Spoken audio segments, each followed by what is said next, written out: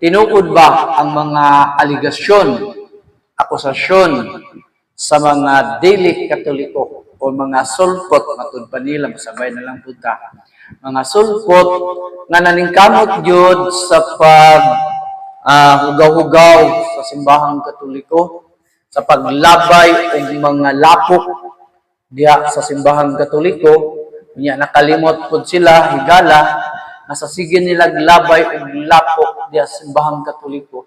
Nakalimot sila nga ang lapok sa dihang mumala na mahimong abog o maora po'y makapuling unya sa ilang mga mata. No? So, ibalik dito sa ilaha ang lapok ng ilang gilabay.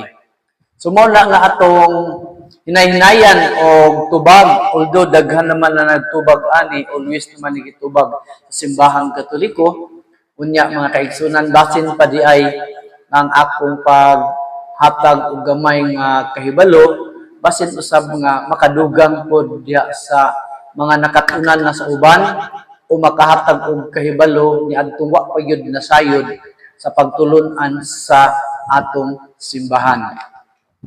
Unya, usa sa ilang mga barahan, mga kaigsuunan, kining Exodo 23, no? 2 ngadto sa 3 niya.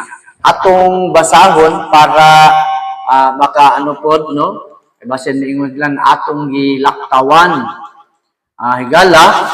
So, unya sundi ko ninyo na ato ni siyang basahon. 23 kapitulo 20 unya direta sa 3, no? Dusa sa magsugod. Bisag sugod ta sa 1, mga higala, allow me to read the scripture or the Bible. O ang Dios misulti niining tanan nga mga pulong alagaingon. Ako mao si ang Dios nga imong Dios nga nagbawi kanimo gikan sa yuta sa Ehipto. Gikan sa balay sa kaulipnan. Muna diri sa 3, dili ka magbaton og laing mga Dios sa atubangan ko. 4, alang kanimo dili ka magbuhat og usa ka larawan na linilok sa bisan unsang dagway, sa bisan unsang butanga atuwa sa taas sa langit, kundi sa yuta o ilalom sa yuta, kung sa anaa sa tubig ug ilalom sa yuta.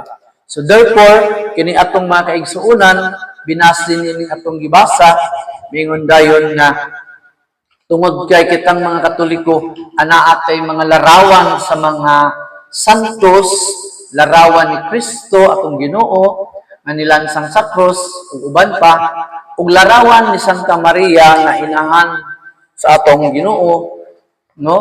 Nga si Kristo ang larawan ni Santa Maria ug larawan usab sa mga santos. Nya mao na ang ato ang hinay-hinayan ug tubag karon mga kaigsuunan.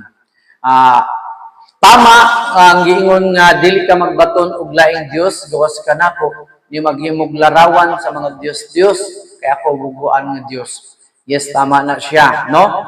Pero ato nang hinay-hinayon og na tama ba na ilang allegation, binasi ang maong kaning ilang gamiton diha sa atong ato bag-ohay pa lang ito nagibasa mga kaigsuunan. Unya mo niyang question, are Catholic guilty of idolatry?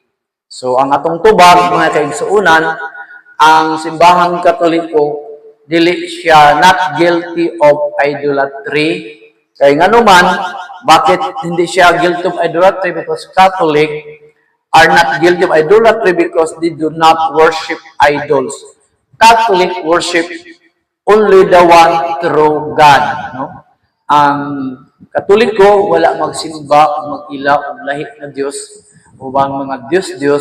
Kung dili, ang gisimba lamang sa simbahang Katoliko, mao ang matuod nga Diyos, adya sa usa ka matuod nga Diyos, adunay tulo ka persona, ang Amahan, ang Anak, ug ang Espiritu Santo, no? So, talakod na ang simbahan Katoliko, wala gayud siya makasala niya nang gitawag idolatry. Unya, ngano man nga wa siya kasala og idolatry because Catholic venerate images o wala gid nato na siya simba o giila nga Dios. Okay? Unya na they do not worship idols. Okay. Unsa man din ang idolatry para sa kasayuran sa tanang mga Katoliko ug dili mga Katoliko atong isaysay unsa gyud ng idolatry. Idolatry is the worship or adorations of idols. So, ano? Ang idolatria, mao ko ang pagsimba sa mga idols. That's why kung magsimba kang idols, you're guilty of idolatry. Unsa man pud ning idols, mga kaigsuonan, unsa nang idols? Idols or Diyos are images worshipped as God or giilan ni nga isimba nimo nga Dios o giilan nimo nga Dios or having gitukuhan nimo nga having divine power or virtues, no? So mo na siya ang idolatry. Kung imong gisimba ang larawan, imong ginabuhat og larawan unya imong gisimba, imong giila nga Dios, ipuli nimo sa Dios, that is idolatry. And also, you are guilty of, that is idols, imong gisimba, and that is idolatry, you are guilty of idolatry. But Catholics do not worship idols. We only venerate, no? Kanang venerate, no? Nga, tungod kay, ang term nga simba, na siya classification sa Griego nga paagi. Una, kanang giingon nato nga, latria. Sa manang latria is a worship intended for God alone. Worship intended for God alone, no? So, ay worship intended for God alone. So, dili pwede ihatag ngadto sa mga santos, dili pwede ihatag ngadto sa mga tao. Apan do na po'y laing gitawag nga dolya, no? Dolya or veneration or hyperdulia, highest veneration intended to the Blessed Virgin Mary, has a highest honor compared to other saints and angels because she is the mother of God who incarnate, na mao si Jesus Christ. Okay? So, mana makaigsunan, no? Unya, we do not, at tang mga Katoliko, we only venerate regard to the respect or deference. They do not adore, wala jud kita nagsimba to worship or divine images of Jesus Christ and of saints. These images are not idols, mga kaigsuonan. Kay wala na siya giila o gisimba nga giila nga Dios. Okay? So, dili siya guilty of idolatry. Unsa man day ang pag-ila sa simbahang Katoliko sa mga larawan, no? Unsa ang atong pag-ila sa mga larawan sa simbahan. Okay? Ani akin ning gitawag nato nga official na panudlo sa atong simbahang Katoliko kining Catechism of the Catholic Church. Ang katekismo sa simbahang Katoliko na diin sa atong kapanahunan karon mao kini siya ang official na catechism or libro na content ang sulod ani nasulat ani wang pagtuong Katoliko. Una, ang credo, ang sacraments, commandments ug ang prayer, no? Oni siya sa catechism. Unya diri sa number 1192 mga kaigsuonan, no? Sa 1192 yung dito, sacred images in our churches and homes are not intended, no?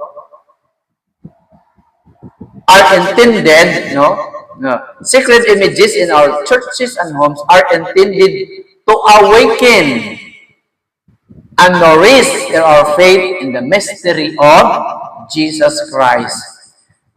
Through the icon of Christ and His work of salvation, it is He whom we adore. Okay? Through the sacred images of the Holy Mother of God, of the angels, and of the saints, we venerate the persons represented. No? Klaro kayo na, no? Ang official na panudlo sa simbahang Katoliko. Okay? So sa ito pa kuno, ang mga balaang mga larawan o imahin sa diha sa atong mga kasimbahanan, sa atong mga panimalay, no? Ang katuyuan ni ini aron pagpukaw, no? Aron pagpukaw o pagpalambo sa atong pagtuo sa misteryo, mga misteryo ni Kristo. No? Unya, pinaagi sa sagrado o mga balaang imahin sa atong mahal nga inahan, Mother of God, o sa mga anghel, o sa mga santos, atong gipasidunggan ang mga person, no, katong mga tao nga girepresentahan ni anang maong images. Dili ang images mo'y atong gi-venerate, no, kung dili kadtong o i-venerate the images aron sa pagpasidungog nato ni adtong mga girepresentahan sa imo maong mga images. Okay? So, nagamit ang Catechism of the Catholic Church number 1192. No? So, sige lang, makita ninyo, makita ninyo na sa ano.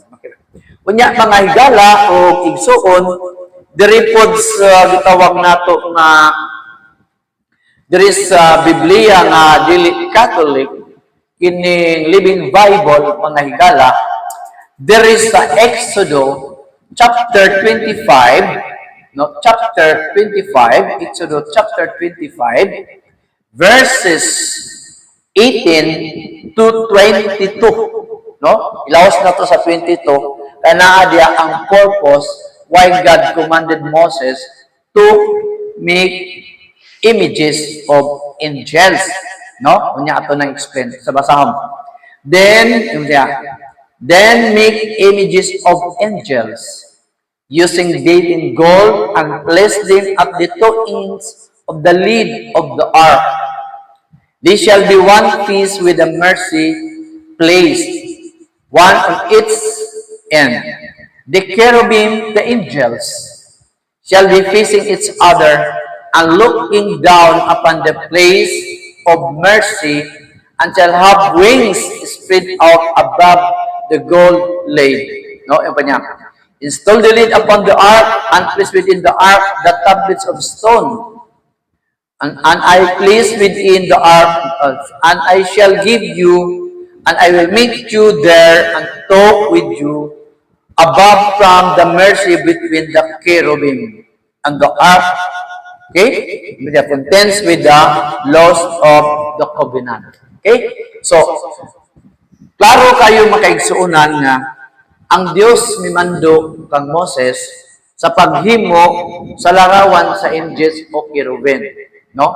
So, unsa may kalainan ani kadtong pag-ingon sa Dios nga dili ka magbuhat og larawan sa mga Diyos. Yes, ang gidili diya sa Exodo 20:3 ngadto sa 4 mga larawan sa Diyos. Unya ang larawan sa balaan o santos itugot sa Dios usa sa mga unang mga balaan kaniadto mao ang mga anghel, no, sa Daang Testamento. Unya sa New Testament ang atong gibuhatan og larawan mao ang larawan ni Kristo, larawan ni Santa Maria, ug larawan sa mga apostoles ug uban pang mga santos.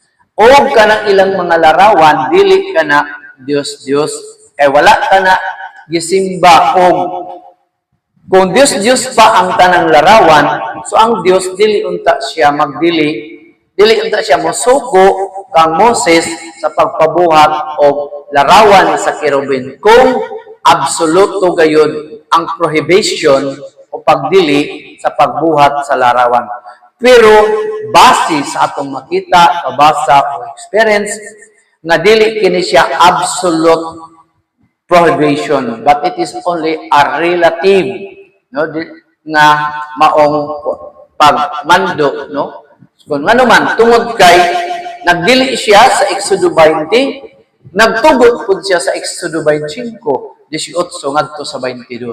So, ang Exodo 23 ngadto sa 4 na ay purpose gibawal sa Dios tungod kay anang mga larawan nga gisgutan diya sa Exodo 20, larawan kana sa mga Dios nga kadtong gikan sa Ehipto nga gisundog ug simba sa mga kaning mga Hodeo mo nang gimanduan sila sa Dios nga dili pagbuhat og larawan sa mga Dios o pagyukbo o pagsimba kanila. Pero in other side, God commanded Moses nga magbuhat og larawan sa kirubin kay diha sa larawan sa kirubin kun ba niya diha ato makigtagbo kaninyo ug naa ang akong presensya diha sa kirubin. So naay purpose. So mauna nga gitugot sa Dios ang pagbuhat sa larawan sa kirubin. Okay? Wala man kaigsuunan. Walang angay nato nga hinumduman kanunay nga ang pagbaton og larawan sa atong Ginoong Kristo o larawan sa mga ni Santa Maria o larawan sa mga santos o mga anghel kay kini nagpahinumdum kini sa presensya sa Dios. Kining mga larawan maghatag ka nato yun palagi nga awaken makapukaw sa atong pagbati no sa pagsunod sa maayong panag-ingnan sa mga santos. Kung makakita kita og larawan ni Kristo, mahinumdum kita mga kaigsuunan nga nay Kristo nga gipanganak, nay Kristo nga nagdako, nga nagwali, nagikan gitaga Nazaret ni Jesus, nagwali o sa katapusan mihatag sa iyang kaugalingon ni sakit, may palansang sa cross namatay o nabanhaw. So every time na makita nato ang kaning imahen ni Kristo kanang crucifix, mapukaw ang atong pagbati, ang atong paghigugma kaniya tungod kay atong makita ang iyang pag-antos tungod og alang kanato. Unang mapukaw ang atong mga pagbati. Kung makakita kita sa larawan ni Santa Maria, mapukaw usab ang atong pagbati ug mapalambo kini nga makahinumdum kita kang Santa Maria nga duna diay usa ka tawo sulugoon sa Dios nga faithful o matinumanon didto sa Dios. No? Sa walay duha-duha ang iyang pagka-maalagaron, pagdawat niya kang Kristo nga sa Dios nga ipanganak nga mahimo siyang inahan. So, ang pagka-faithful, ang obedient ni Santa Maria, every time makita nato ang iyang mga images, mapukaw ang atong pagbati, mulambo ang atong paghigugma sa gilarawanan o dito kang Birhen Maria. Ingon man usab sa mga santos, ma-imitate nato ang ilang mga bayong buhat or virtues, mapukaw ang atong pagbati kung giunsa nila paghigugma si Kristo o ang Dios, mao na nga matandog usab kita, manurish kita, mapalambo kita ang atong pagbati diha kang Kristo unya kay matandog kita sa pagsunod nato sa ilang mga virtues, sa ilang mga maayong buhat nga madumduman nato pinaagi sa pagtan-aw nato sa ilang mga imahen, mapukaw atong pagbati di kini usa ka dako nga grasya nga kaning nato nga mapahinumduman kita sa pagbuhat o maayo. Hinumduman nato mga kaigsuonan, God forbade nagdili siya sa pagbuhat og mga larawan sa mga Diyos, pero wala siya nagdili sa arts. Di ba? Wala niya gidili ang maong arts, no? Ingon man diri nga, these are arts served, then are not intended to be worshipped or adored. These arts serve to develop the God-given skills of artists who show in their works the beauty and glory of God's work. No? So muna nga dili tinuod ang ilang pag-atake, ang ilang mga pasangil na ang Katoliko nag-Diyos-Diyos. So therefore, balik ko na po, Catholic are not guilty of idolatry because Catholic are not guilty of idolatry because they do not worship idols. Catholic worship only the one true God, no? Idolatry, balik ko na to, is a worship or adorations of idols. Idols are images, worship, no? Worship as God, worship as deity, or believe having a divine power or virtues. But Catholic never believe that. What Catholic do, Catholic venerate the saints. No? They do not adore. Image of Christ, Jesus Christ, and of the saints, these images are not idols. Okay? So, mauna niya. Sunod, ato ng tubagon sunod, na kung wala pa ninyo nagisimba, ano ko kung ampo kamo, nganong mag-atubang man kanila. Okay? So, dagang salamat. O, atong ipahinumduman, so palihog sab ko mga kaigsuunan na kung pwede nato ma-share, share, like, no? O, ingon man, na para i-share ninyo para naapod tayo mga kaigsuunan na maka-cut-on ni Ani. Unya, aron makapadayon kita sa atong gibuhaton, maka-live kita, mga kaigsuunan. Of course, karong panahon na I ask your help to support ni ato ang program, kini atong mga videos, no? Na unta, kung kasi na gusto mag-subscribe din na o uban pa. Your support, of course, karuho na to. Nindot na kayo ng iyong pagtanaw, pagsunod, pag-view, pero kinanglan ko na to. Siguro, need kayo na ako at ng mga labi na yun sa pag magkaroon ng internet, no? Kasi sige ako nag-attach, no? O gani karon nga, ako nalala mga daily live, kung daily recorded, kay magma-record na ko,